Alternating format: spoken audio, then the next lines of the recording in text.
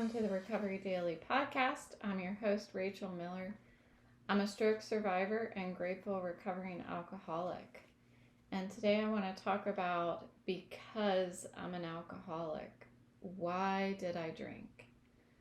I could have given you 20 million answers back when I was drinking, but I know now that I drank the way that I drank because I'm an alcoholic. And I want to talk about that today, what that felt like, and what are some of the impacts to our body and what it's doing when we don't even know what it's doing and what happened to me. In my alcoholic history, I basically showed up, drank until the alcohol was gone, and then I was gone or passed out if I couldn't leave.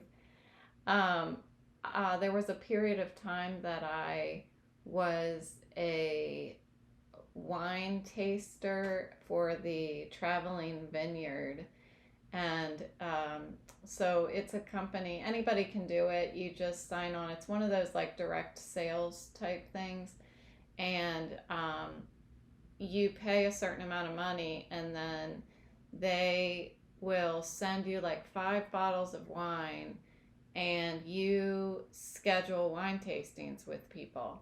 And so the people who schedule the wine tastings pay a certain amount of money for the wine that they purchase for their party. And then everybody, like I guide people through the tasting because I'm the expert, and then they have the ability to purchase wine. Well, I thought this was an awesome opportunity for me to go places and drink wine, Well, it turns out that I was drinking my customers' wine at the party, like after I was done passing around the wine and explaining it to people, I was actually, getting loaded while I was filling out orders. So that's not how it was supposed to work, but it was a good job. I didn't make any money. I just got to drink. And I had these, that's just an example of these wild ideas that I had. My brother at some point told me I was like the part-time job queen, and I was constantly trying to come up with ways to make money. And he eventually said, if you've got so much time on your hands, because I was working for him, he was my boss at the time. If you have got so much time on your hands, you should be working for me, not figuring out new part-time jobs. But they were ridiculous. Like the perfect example of a ridiculous part-time job that I was coming up with as an alcoholic was that I was working at home at the time. And so when kids would get off the bus or before school, I was going to run a daycare in my house as an alcoholic. This is when I was drinking like during the day. Of course, I didn't plan to drink while the kids were there, but it was already out of control. I couldn't even see the issues that were correlated with this idea. All of these dreams that I had, that's all they were. They were dreams. They weren't goals. They were dreams that were just not logical. They were completely unreasonable. And there was no, steps to achieving these goals. I couldn't comprehend the meaning of work. I simply wanted to come up with ways that I could make money and still drink. And they were all, I would get to the point where I'm ordering or designing pamphlets or a website. That was my big thing. I could design the website. And then when it was time to actually start the business up and do all the legal stuff, I just didn't move any further because that took work. So I've often thought, I don't so much now, but back in the beginning, why did alcoholism happen to me? There's three of us as siblings. Why am I the one who is the alcoholic? Why do I get to be the one who's the alcoholic? Why do I get to be the one who has the stroke?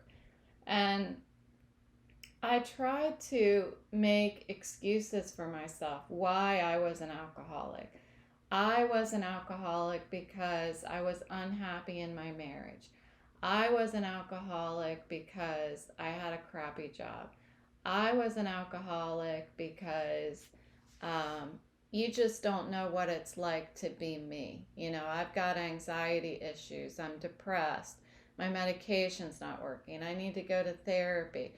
All of these reasons why I drank, and I didn't drink for any of those reasons. It felt like I was drinking because of these things, because I was trying to make life better, but I was drinking because I'm an alcoholic. And the reasons why I thought I was drinking just got worse because of the drinking. It was a perpetual cycle. The anxiety, I felt like, caused me to drink, but yet the drinking was making the anxiety worse. And honestly, the feelings that I had that felt like anxiety, I think in retrospect, weren't anxiety at all. They were withdrawal. Um, I drank because I liked what alcohol did to me. I liked how it made my worries go away. But what it did also, in turn, is make all of my responsibilities go away as well. At least I couldn't see them anymore. And I don't know that after I left college, I don't know that I recall, at least, anyone suggesting that I may drink too much or that I was an alcoholic. In college, my sorority mentioned to me, actually, they didn't mention it to me, they mentioned it to my friends, that I might be an alcoholic, and my friends told me, and I was so offended. I like they were calling me names, like,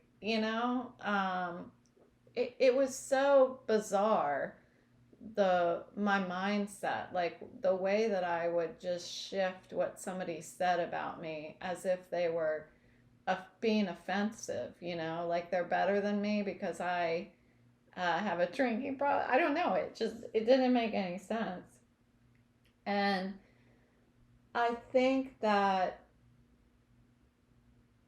if I were to go up to somebody else and say that they're an alcoholic, that is never received very well. I mean, there are different phases in the life of an alcoholic. And depending on the phase that one is going through, you will either be completely yelled at by the alcoholic, like, how dare you say that to me? You may get a response like, I know that I'm drinking too much, I'm trying to slow down. It depends on what phase they're in their alcoholism.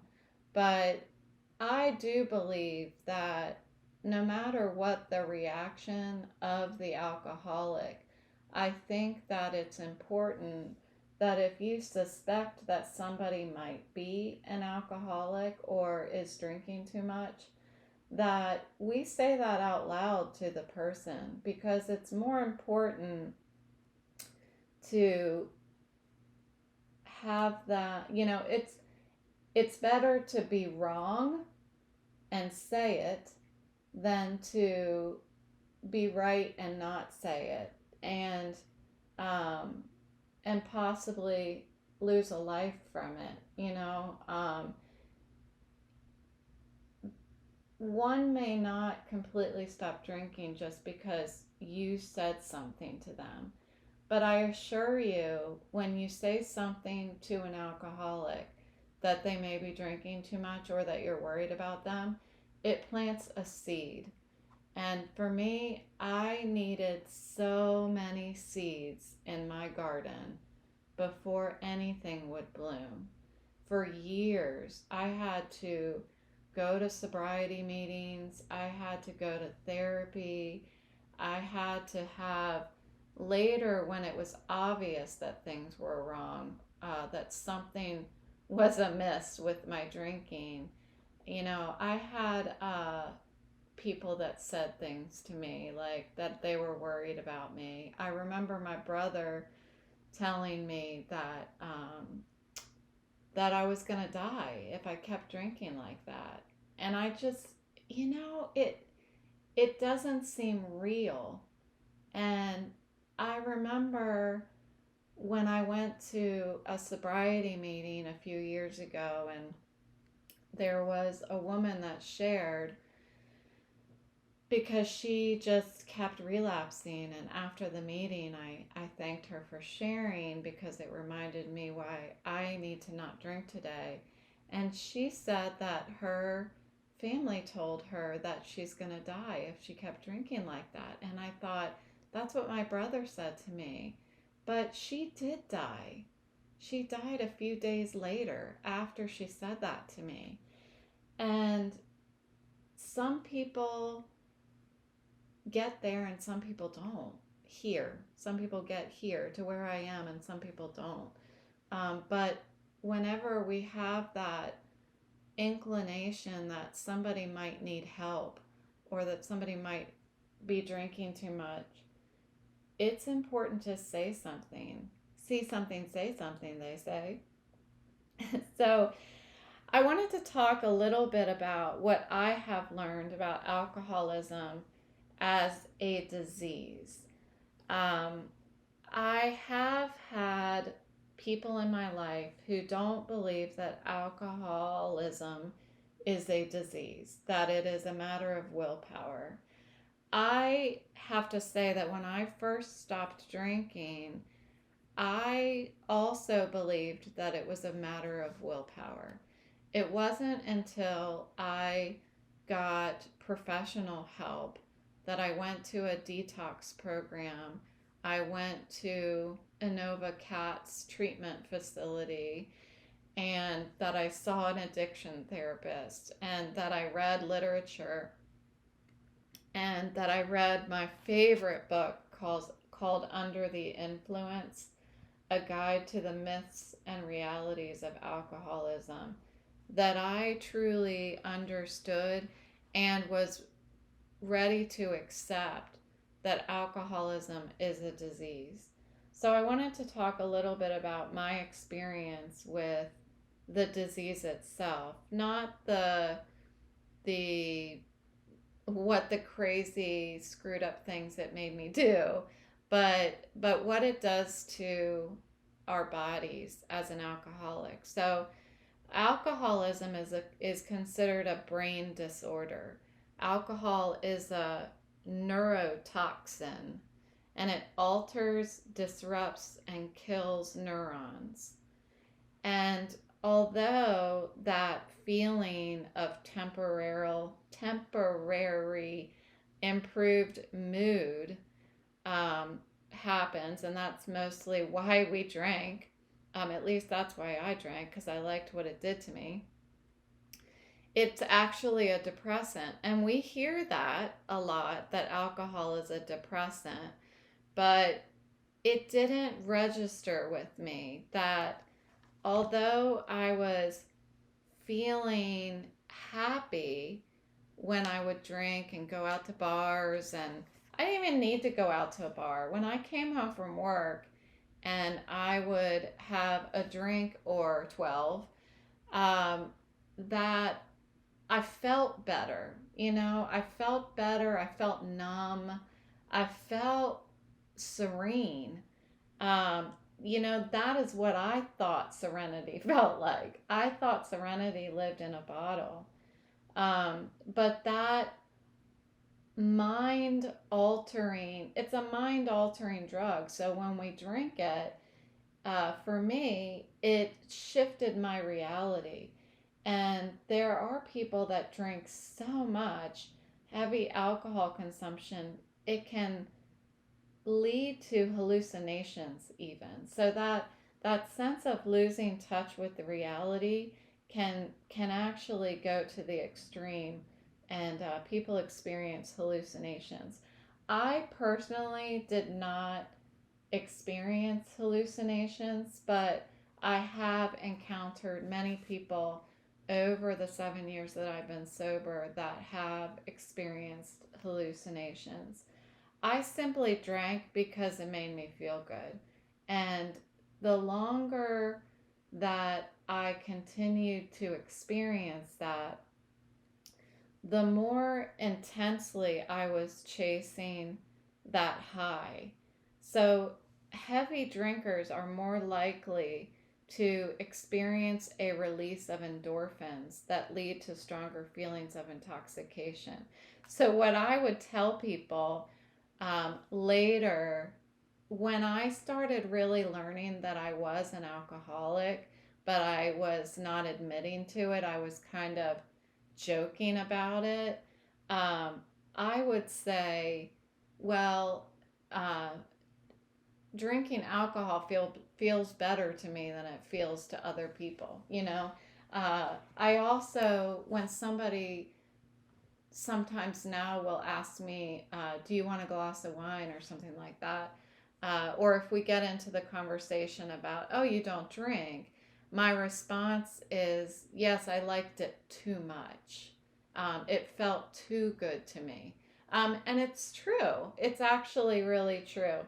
Um, so, although alcoholics and non alcoholics both tend to start drinking due to psychological, social, or cultural factors, alcoholics at some point start kind of going down another path. That reason for drinking starts to diverge away from that reason that non alcoholics drink. We start using alcohol to solve problems or to ignore problems. In my case, we start hiding the amount that we drink because we're starting to realize that it's an embarrassing amount that we're drinking. Some people get violent. I never got violent, but I do remember having a short temper every now and then. One example I have from that, and I can't help but laugh at it, even though it's terrible. One night, I remember sitting in front of the TV and American Idol was on. And this was like the first or second year of American Idol. I was an avid American Idol watcher. And it was the one thing that I did for myself all week was to sit down for that hour. It ended up starting to be in 2 hours because they kept making it longer and longer, and watch these people sing. I just loved it. I loved it. More so when they start getting on stage than in the beginning when they're awful singers and they are laughing about it. But I remember my husband at the time and the kids walked into the room and they were all asking me about something. I don't know what it was. I don't know if it was dinner or I don't know. Something had to be taken care of, but it's something that could wait.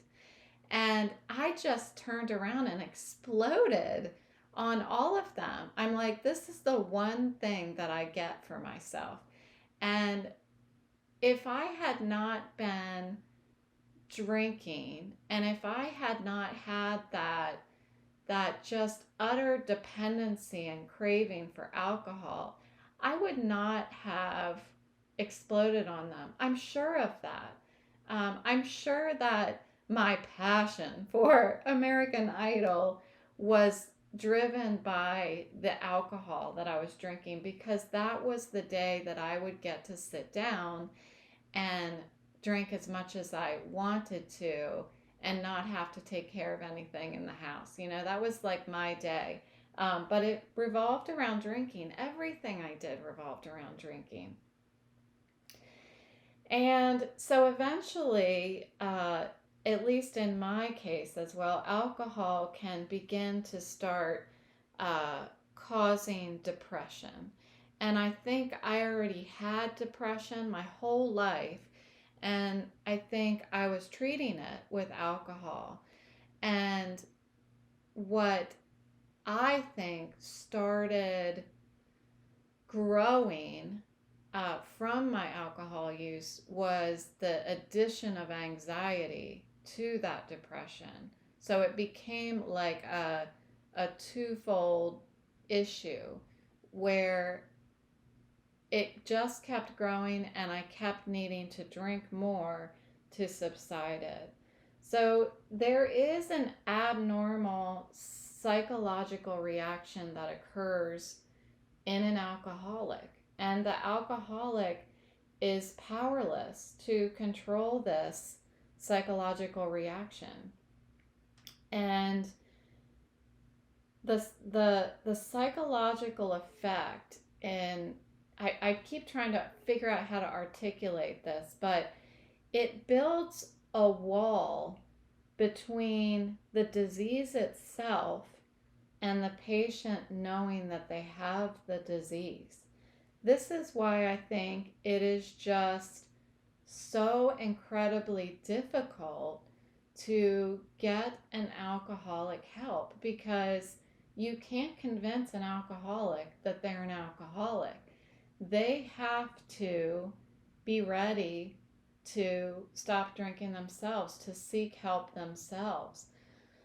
So that disturbing phase is that part where the alcoholism is so strong that it has now blocked the ability for the alcoholic to even understand that they have the disease. It's just fascinating to me. And the more that I would drink, I gained the ability to drink more and more with decreased effects. And today, in college, we call it tolerance. So I had a hell of a tolerance in college. Before I entered my sorority, I hung out with some guys that they were my dudes, they were my best friends. And there was one in particular that we would have case day every year. And so that it was exactly what it sounds like. Him and I would set out to each drink a case in a 24-hour period. And guess what? I did it. I think he got to maybe 22, but I did. I finished my case. And I felt so accomplished, from being the one. I was the last one drinking for case day. It's crazy. And this guy that I was drinking with was twice my height and weight. So during this time that I was seeing the rewards of increased alcohol use by being able to tolerate more, during that time, my body's cells were reacting and adapting to that increase in alcohol. And for some people, this takes years. And some people, it doesn't take very long at all. There are people who get sober at the age of 21.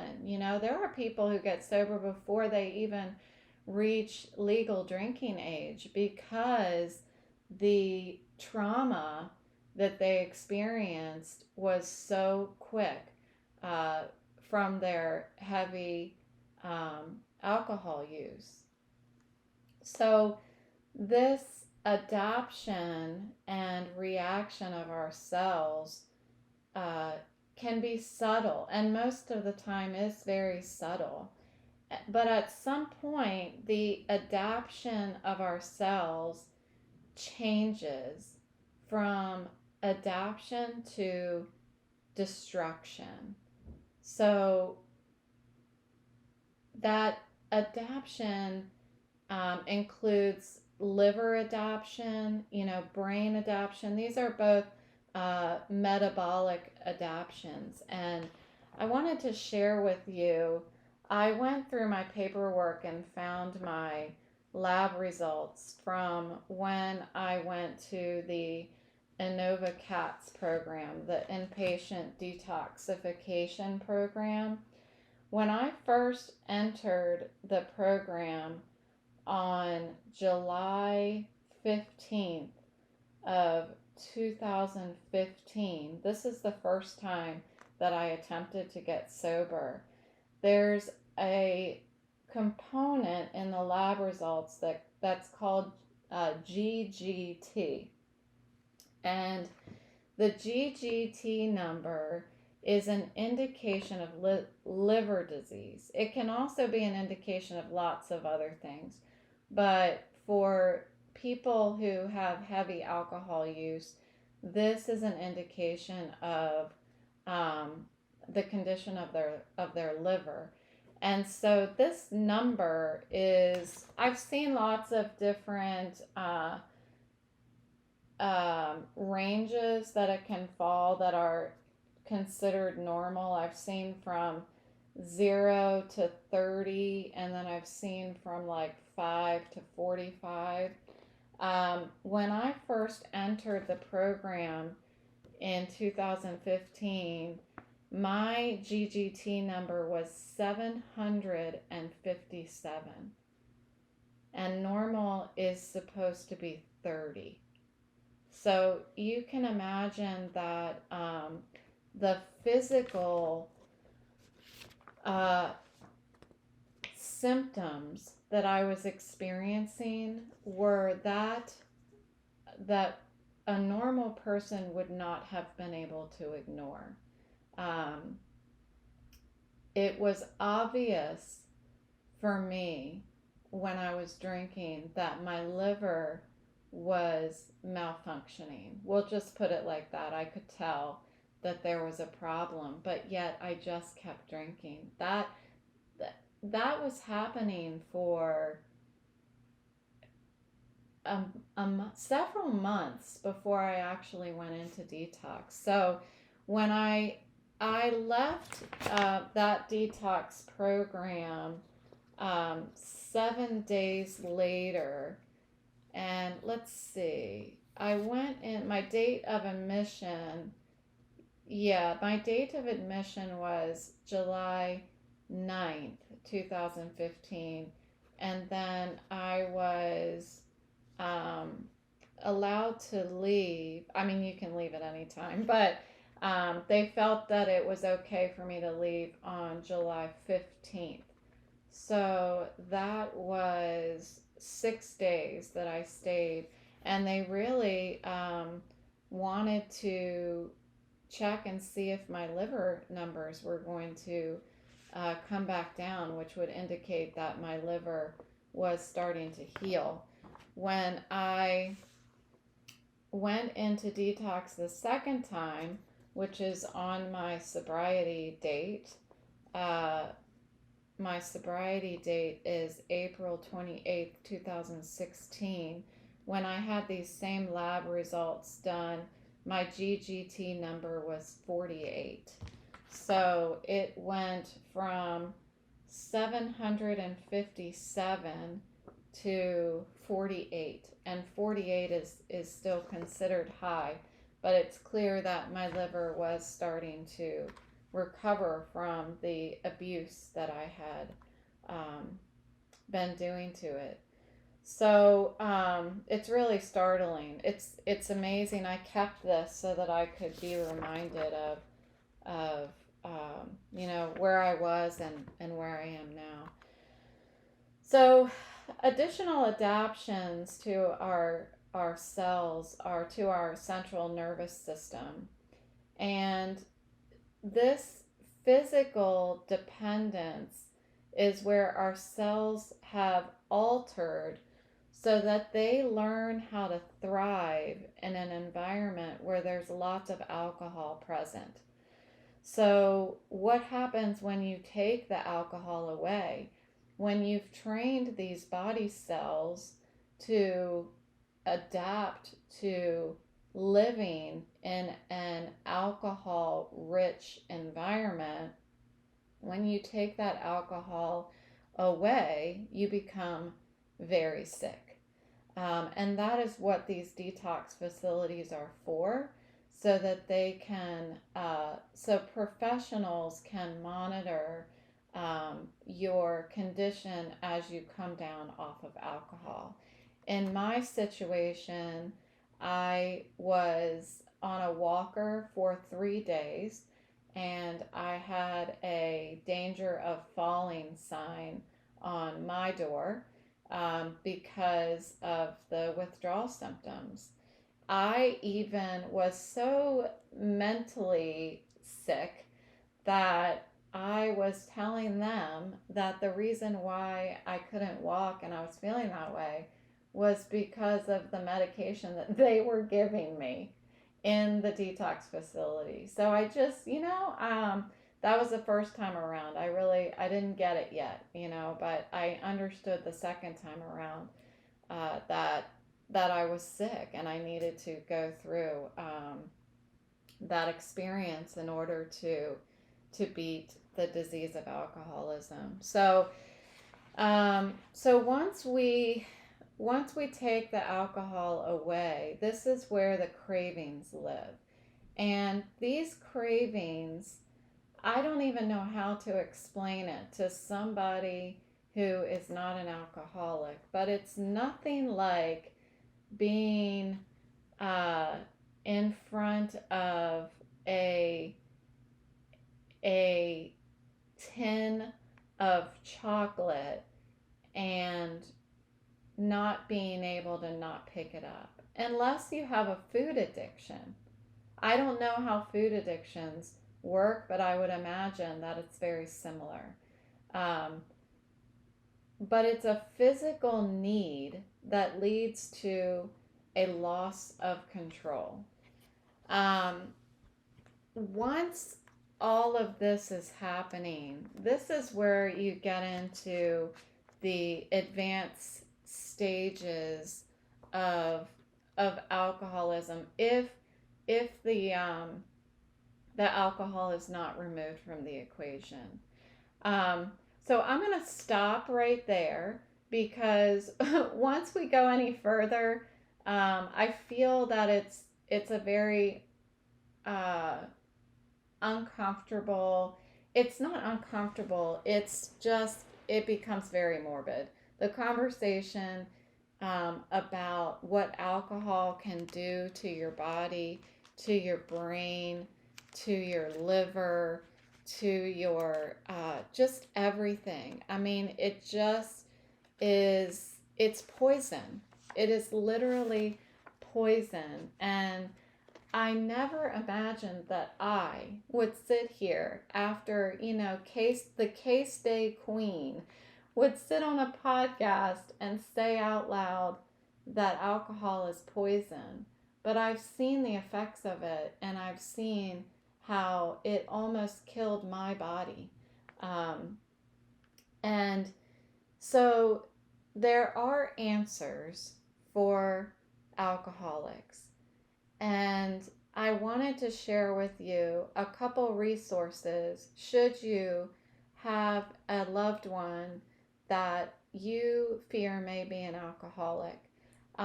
One of the important things that you can do is call the INOVA CAT Center if you're located in Northern Virginia. And you can simply call and get a room for the person and see if they're willing to go in and detox off of alcohol. There's lots of information online about INOVA CATs, as well as the same type of treatment facilities all over the world. INOVA CATs is just the one that I went to. If you want to learn more about what alcohol does to the body and what alcohol does to an alcoholic, I really encourage you to read Under the Influence, A Guide to the Myths and Realities of Alcoholism. This book was really life-changing for me. For me, it was one of the pivotal resources of my journey in order to understand that I'm not weak, that I have a disease. And in this book, chapter 8 talks about getting the alcoholic into treatment. So if you are interested, it's available on Amazon. That's where I got it. But in the getting the alcoholic to treatment section, it starts out by saying, there's a quote from Thomas Fleming, MD, that says, "I doubt if any alcoholic ever wakes up, looks out the window and says, 'This would be a nice day to go for rehabilitation. I think I'll call the doctor.'" And that's absolutely true. You know, none of us go into a treatment facility or walk into sobriety meetings thinking in the beginning, "I'm so happy to be here. You know, this is exactly where I wanted to. This is where I saw my life going, and I'm really excited that I finally got here." You know, that's not how we enter into treatment. But I'll tell you, 7 years into it for me, I couldn't be more grateful that I am a recovering alcoholic, because I've learned how to live a whole lot happier, joyful, and serene than I ever did when I was drinking. So thanks for letting me share here today about alcoholism, and please feel free to reach out to me at Rachel@recoverydailypodcast.com, or you can log on to my website at recoverydailypodcast.com. Thanks for listening, and I'll talk to you tomorrow.